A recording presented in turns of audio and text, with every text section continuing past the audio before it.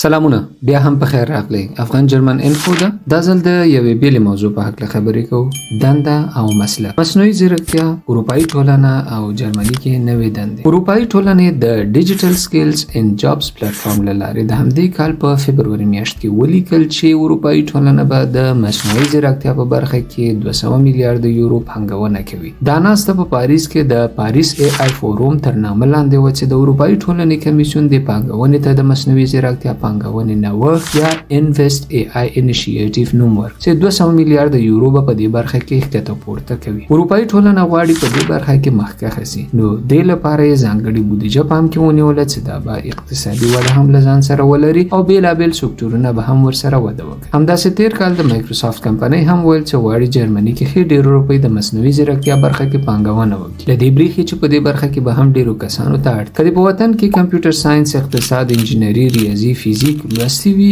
او اوس درته په دې برخه کې جرمني کې دنده نشي موندلی او یا دې هم د دندې ترلاسه کولو چانس په دې برخه کې لږ سلنه ده، نو ښه دا ده چې د یو وایټر بیلډینګ ترسره کولو سره وکولای شي د ای آی برخه کې مسلکي شي. نو که غواړئ په دې برخه کې وایټر بیلډینګ وکړئ، نو واګن جرمني کې د ای آی ډیټا اکاډمي بوټکمپ درسونه پیلوي. یو کلن کورس ده د جاب سنټر یا د کار مرکز لخوا چې اجنټور فور آربایت هم ورته وایي تمویلیږي. 2 میاشتې کارآموزي دوره یا هم انټرنشپ لري. ورسره به د جرمني ژبې لوستونه هم وي تر څو پورې چې تاسو دنده نه وي اخیستې دا به تاسو سره مرسته کوي. په ټولو اداري برخو کې تاسو سره مل وي. دلته لاندې د نوم لیکنې لینک ته ورسئ، په انګلیسي ورسره خبرې وکوئ. ټولې پوښتنې مو ځواب کې په تاسو هیڅ مصرف نه راځي.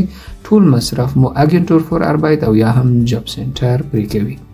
ښې چارې. که کومه پوښتنه وي انسټاګرام کې راته لیکلی شئ. ودان اوسئ.